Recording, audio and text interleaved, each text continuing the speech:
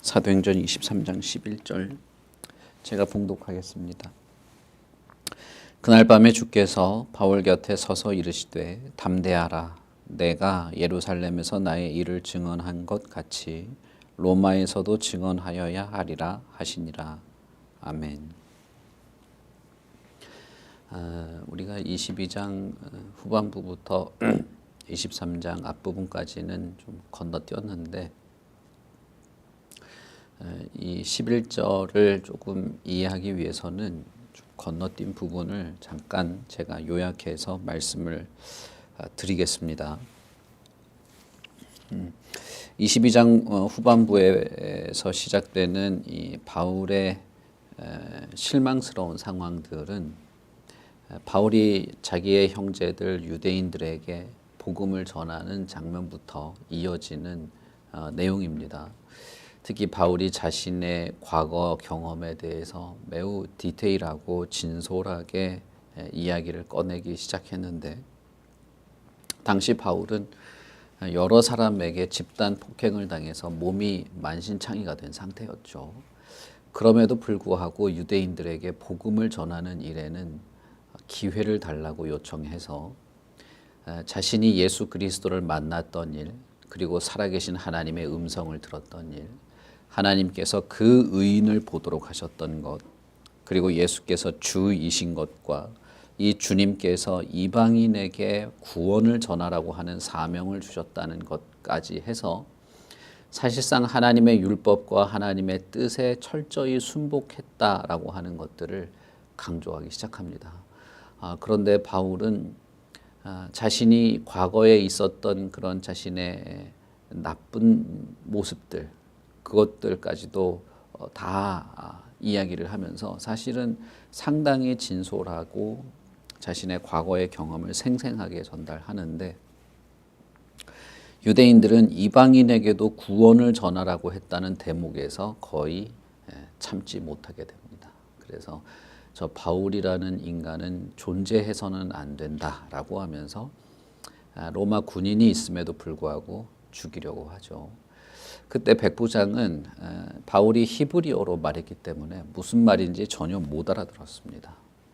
그래서 이런 소요가 일어나는 일에 대해서 납득을 하기 어려웠고, 그리고 여기서 아무 조치를 취하지 않는다면 바울은 찢어져 죽을 것 같은 상황이었기 때문에 급하게 바울을 군대 영내로 옮긴 이후에 사태를 알아보기 위해서 바울을 고문하기로 결정을 합니다.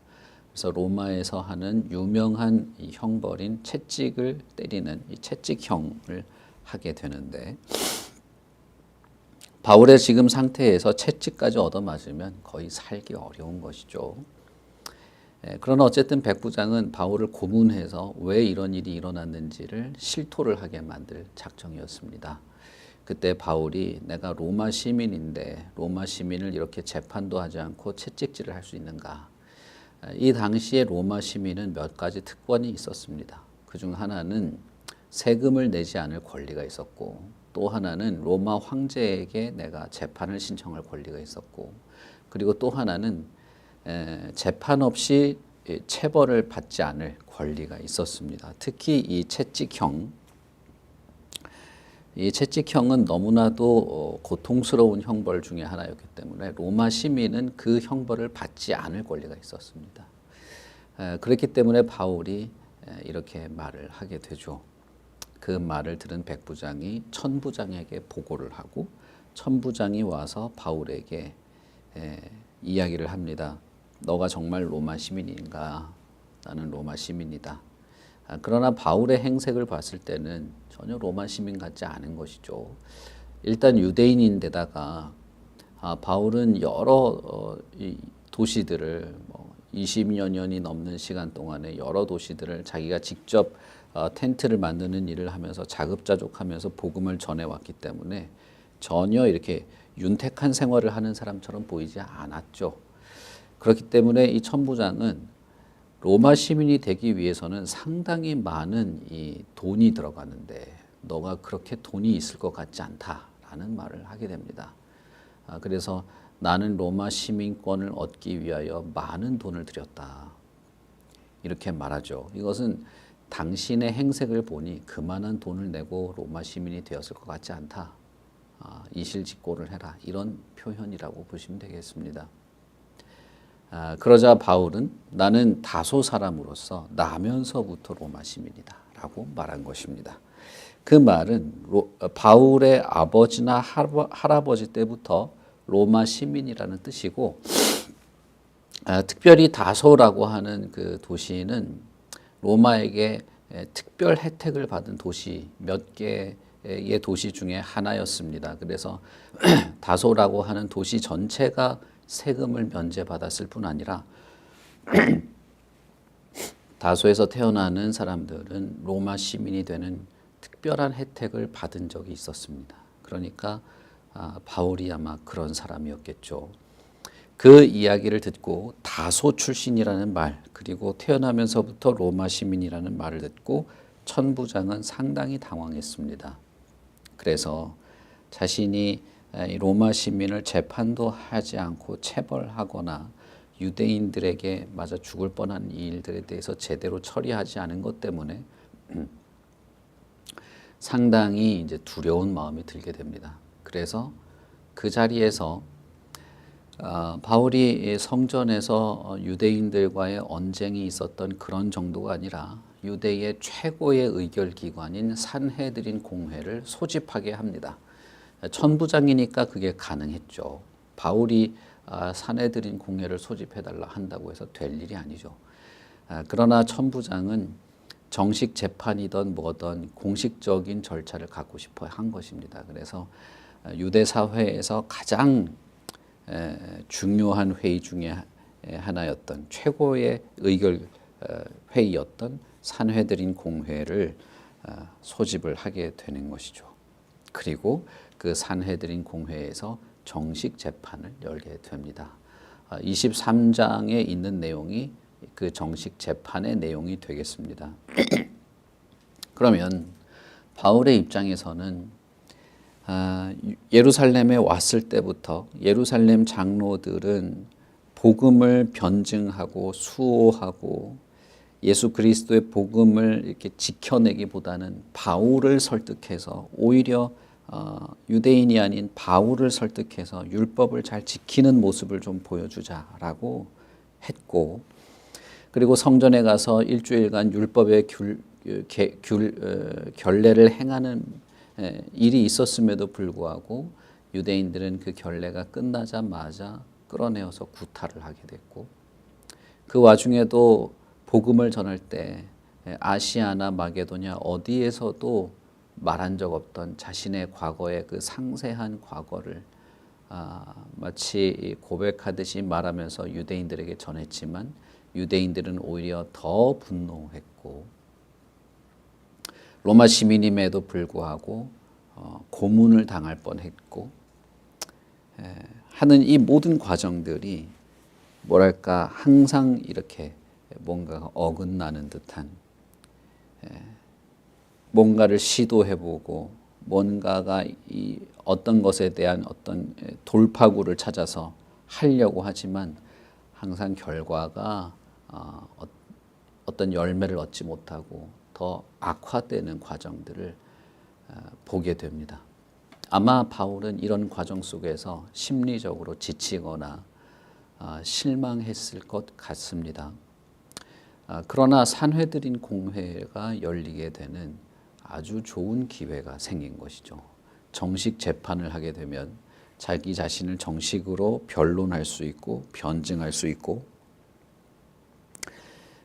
복음에 대해서 유대인들에게 다시 한번 설득을 하되 성전에서 모인 그런 일반 시민이 아니고 율법학자들, 대제사장들, 산헤드린 공회원들 앞에서 말할 수 있게 되는 것이죠.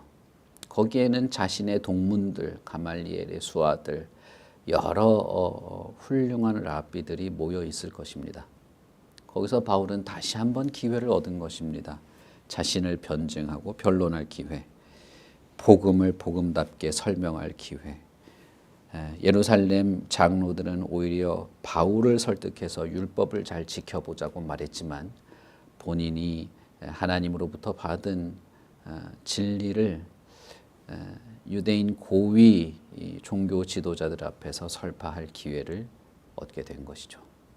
그러니 어떤 면에서 산헤드린 공회가 소집된 것은 상당히 좋은 기회였을 수도 있습니다. 그래서 23장 1절에서 보면 바울 사도는 나는 범사의 양심을 따라 하나님을 섬겨왔다라는 말로 시작을 하게 됩니다. 바울 사도가 이 말을 꺼낸 것은 나는 율법을 반대하거나 율법을 배신하거나 다른 이들에게 율법을 따르지 말아야 한다고 하는 그런 율법의 배반자로서 살아오지 않았다는 말을 하는 것입니다. 바울 사도는 자신이 양심에 따라 살았다고 해서 의로운 사람이라고 말하는 것은 아닙니다. 고린도 교회에 쓴 편지에 보면 바울은 이렇게 말하죠.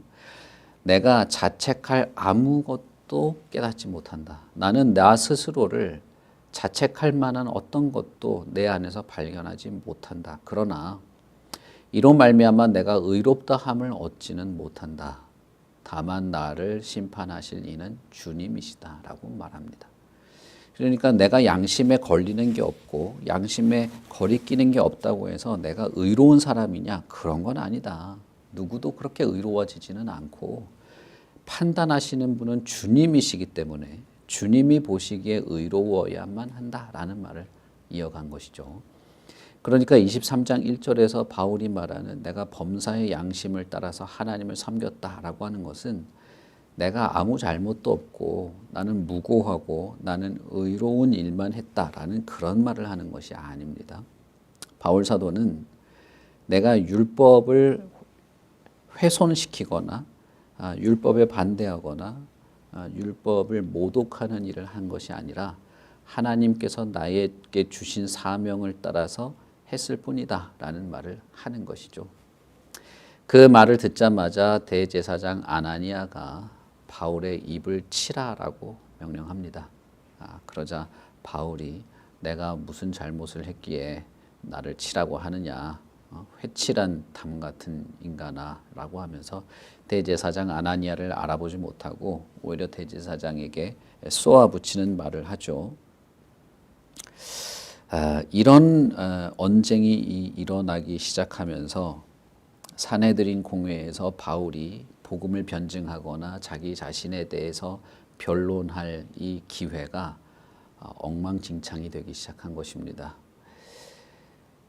예루살렘 공회, 특히 산헤드린 공회에서 대제사장의 위치는 대단히 중요한 것입니다. 앉는 자리도 정해져 있을 뿐 아니라 모든 이 회의의 주도권을 가지고 있고 특별히 이스라엘 사회, 예루살렘에서 대제사장이라고 하는 지위는 이렇게 모욕을 받거나 함부로 언급될 지위가 되지 않는 것이죠. 그러니까 주변에 선 사람들이 경악을 하게 된 것입니다. 너가 어떻게 대제사장한테 그런 식으로 말할 수 있느냐. 이 말을 듣고 바울 사도가 그때서야 이 사람이 대제사장이구나라고 하는 것을 알게 된 것이죠. 그것은 바울도 당황스럽게 했습니다. 그래서 바울이 저 사람이 뭐라고 한 그 말 때문에 내가 내 자신을 지키려고 했던 것인데 대제사장을 모욕하려고 한 것은 아니다 라고 말합니다. 이 대제사장 아나니아라고 하는 사람이 뭔가 중요한 것이 아니고 대제사장이라고 하는 하나님이 세운 이 직책, 하나님의 뜻에 따라서 세워진 이 직책은 모욕받아서는 안 되는 것이죠. 바울은 그런 의도가 없었다고 말합니다. 그러면서 율법에 너의 백성의 관리를 비방하지 말라라고 한 적이 있지 않는가. 나는 그 율법을 철저히 지키는 사람이어서 대제사장을 모욕한 것이 아니다.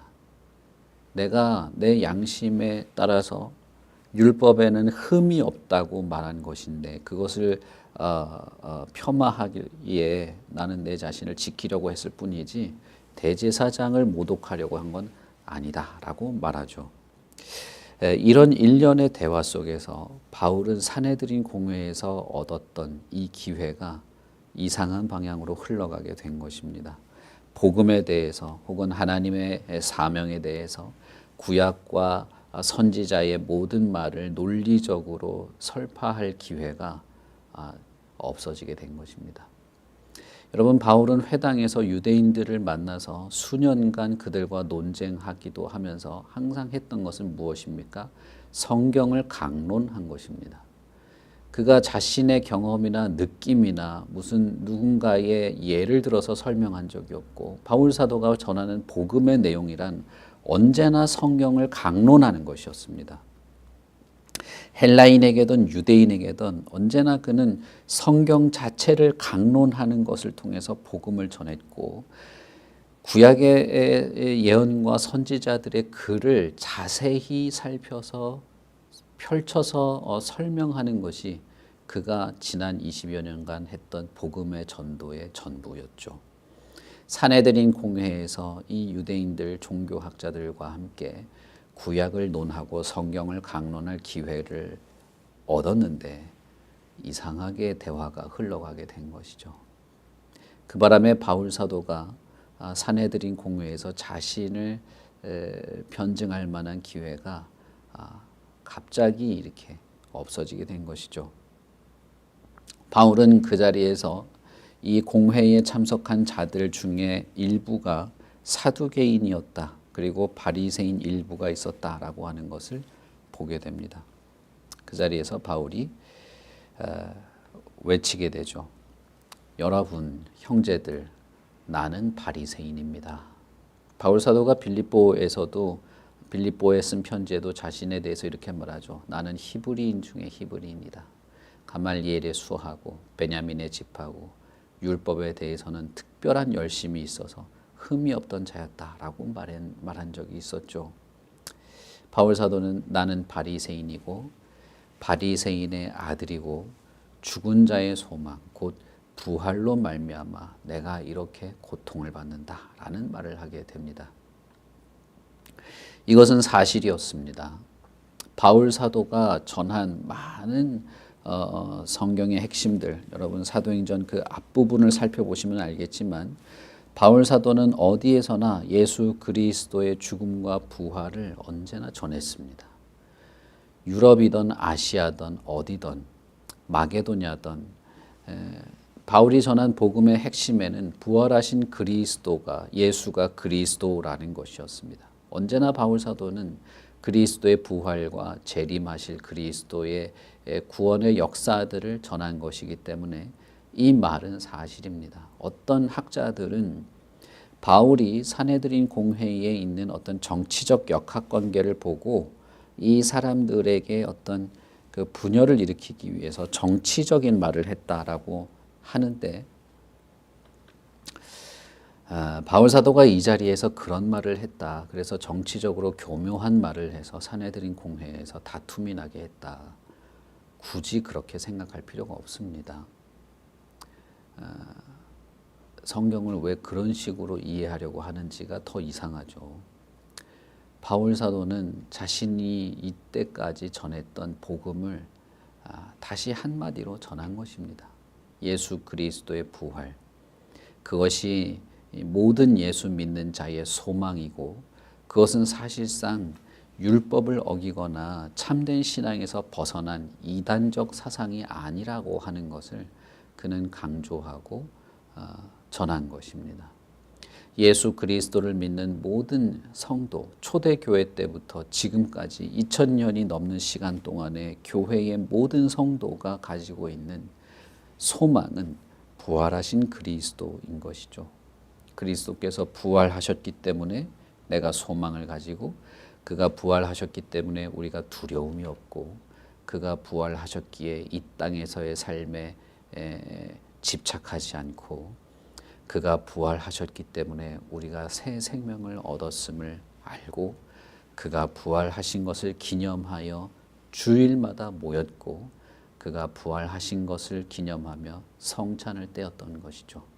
그러므로 초대교회의 신앙의 가장 핵심 중에 하나는 부활하신 그리스도에 대한 믿음이라고 할 수 있습니다.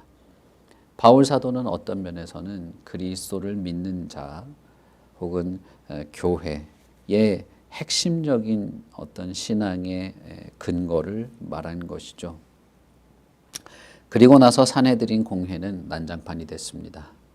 이 말을 들은 바리새인들은 저 사람이 무슨 문제가 있냐, 아무 문제가 없네, 이런 말을 하기 시작합니다. 바리새인 중에 일부는 내가 들어보니 저 사람의 신앙이 그나마 괜찮은 신앙이었네, 문제 없네 라는 말을 하게 되죠.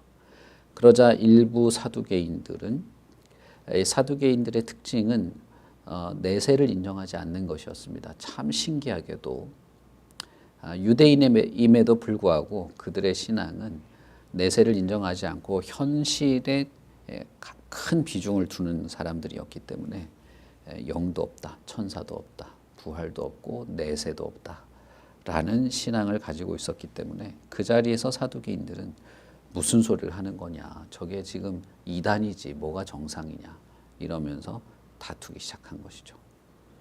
그러면서 사내들인 공회에 그 기회가 완전히 무산되고 난장판으로 끝나버리게 됩니다. 그러자 천부장이 이제 바울 사도를 그냥 다시 영내로 끌고 들어가게 되는 것이죠.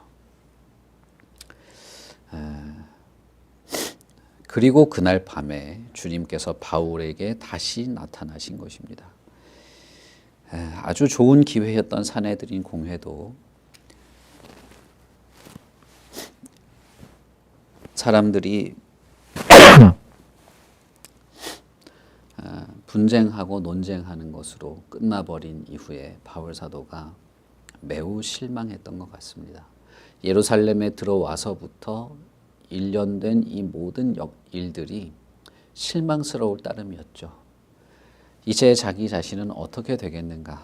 예루살렘에서의 모든 상황은 대단히 실망스럽고 예루살렘 교회의 형제들과 장로들은 자기에게 오히려 율법을 잘 지키며 살아보자고 설득하고 있고 유대인들에게 전한 복음의 내용들이 오히려 더 폭도로 변하고 사내들인 공회에서조차 어떤 복음을 변증하고 논증할 내용보다는 그저 분쟁만 일으키게 되는 이런 상황에서 그날 밤에 주님께서 나타나신 것입니다.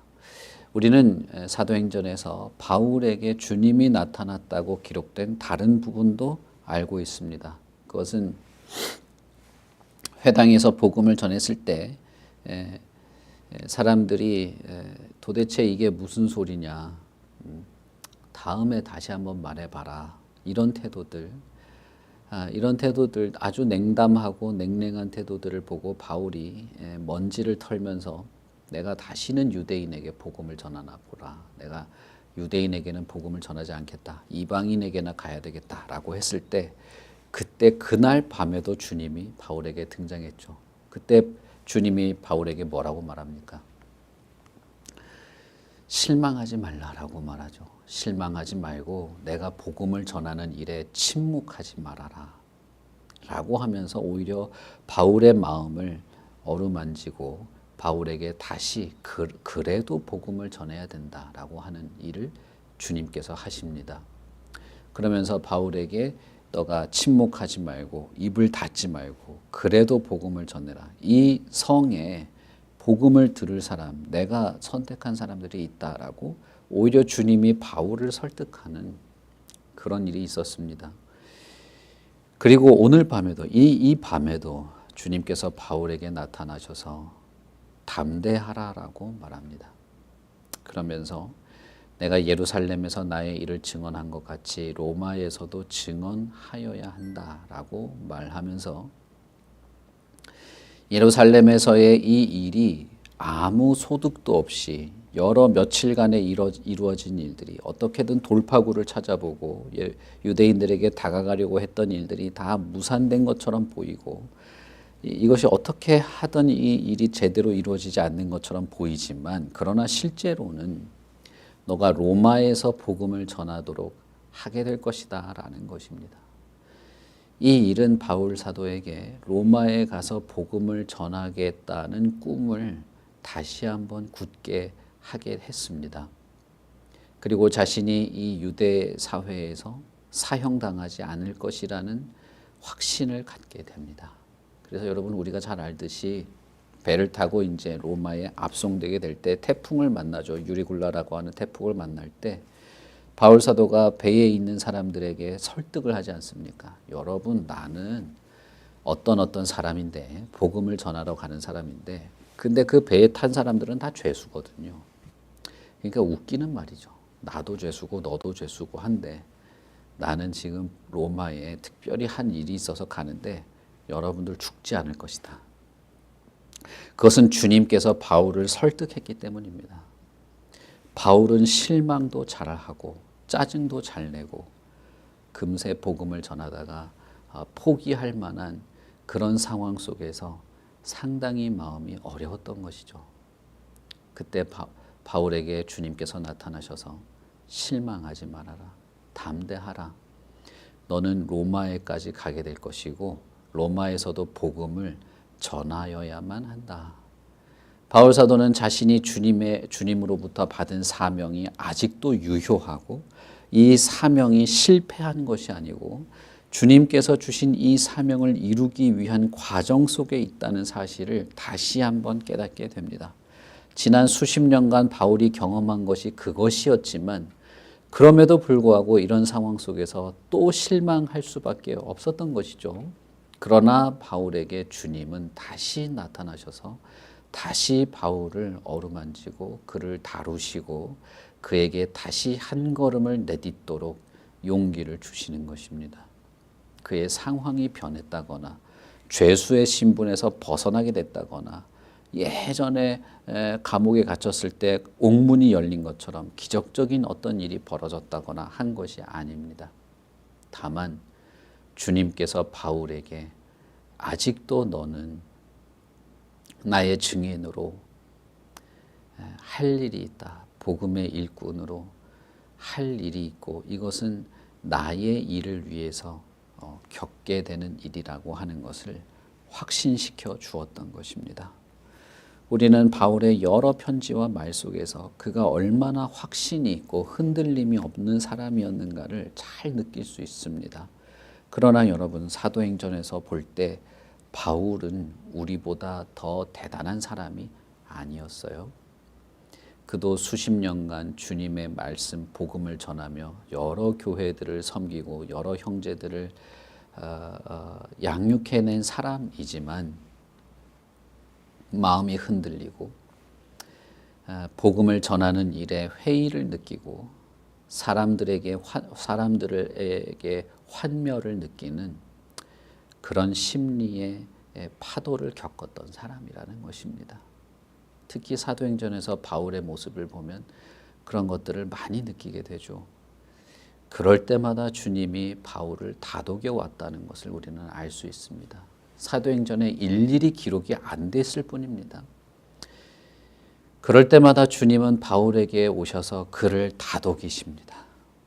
다독이면서 앞으로 더 큰 환난이 있을 거야 라는 말도 하시지만 그러나 바울을 다독이면서 너가 나의 일을 위해서 나를 대신해서 나를 위해서 이런 일을 겪는다. 그리고 앞으로도 나를 대신해서 할 일이 있다. 그러면서 바울을 다시 용기를 가지도록 담대하도록 하시는 주님이신 것을 우리는 알 수 있습니다. 여러분, 주님께서 한 사람을 어떻게 다루시고 한 사람을 어떻게 이끄시고 어떻게 복음의 일꾼으로 세워갔는지 우리가 다 알 수는 없습니다.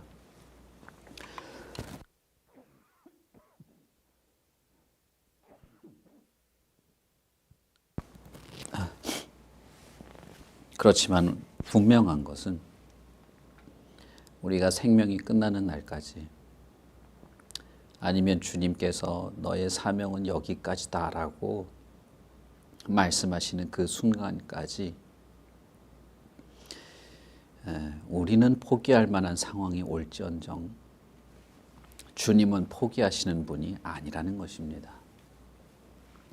우리는 환멸을 느끼고 짜증이 나고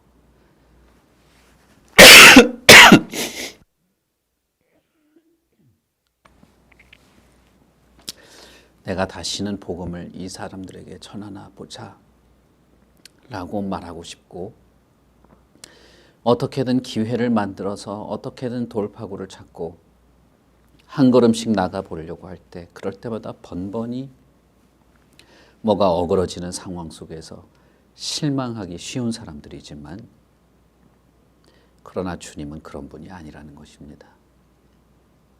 주님은 바울의 상상보다도 더 큰 분이었습니다.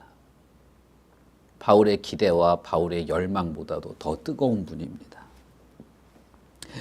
그리고 복음을 전하는 일에 있어서 그 어떤 누구보다도 복음을 전하고 영혼을 구원하는 일에 있어서는 진지하고 열심이고 모든 것을 행하시는 분이 우리 주님이십니다.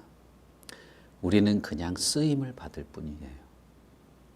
우리는 그저 그 주님의 열심에 우리가 데워져서, 그 주님의 열심에 우리가 마치 열이 우리에게 전달되어서 우리가 그 열심을 약간이라도 표현할 만한 그런 사람인 것입니다. 바울에게 주님이 나타나신 것은 그의 실망을 알았기 때문입니다.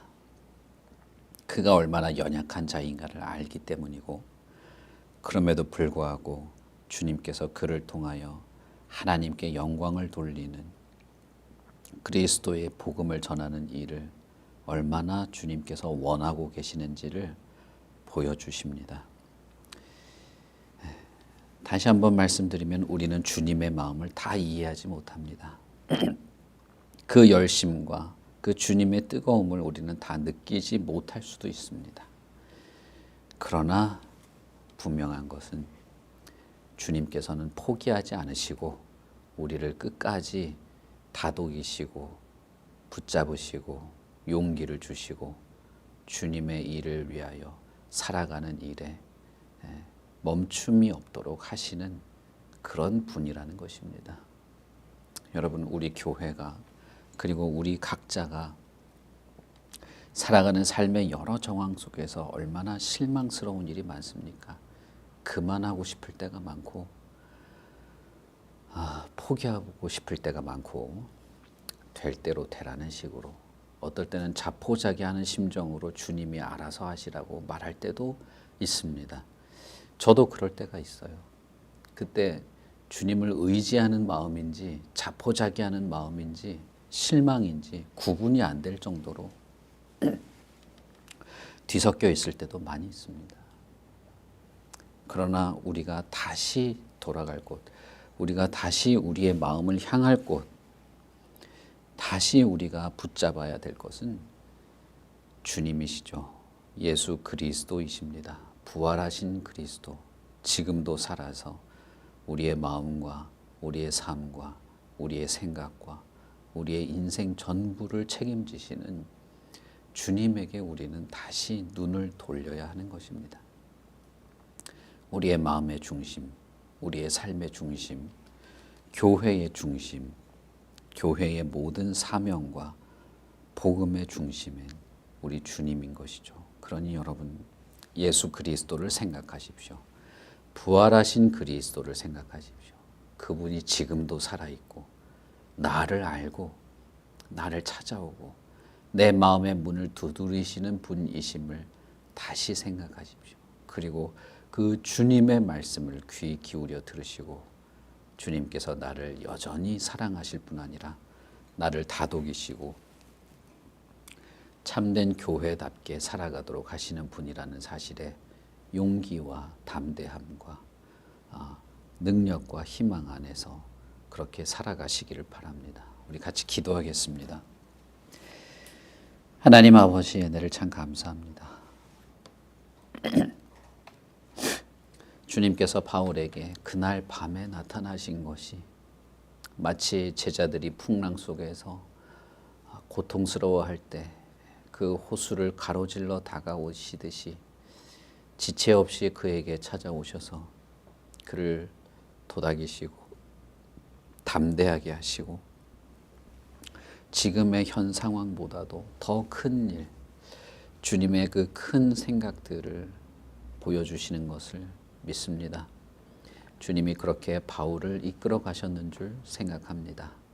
상황은 너무 좋지 않고 예루살렘 형제들도 믿업지 못하고 유대인들에게도 사내들인 공회에도 종교 지도자들에게도 로마 군인을 통해서도 뭐 하나 뾰족한 것이 나온 것이 없는 그런 상황 속에서 오히려 주님은 이것이 로마로 갈 기회인 것, 로마로 가야 함을 보게 하십니다.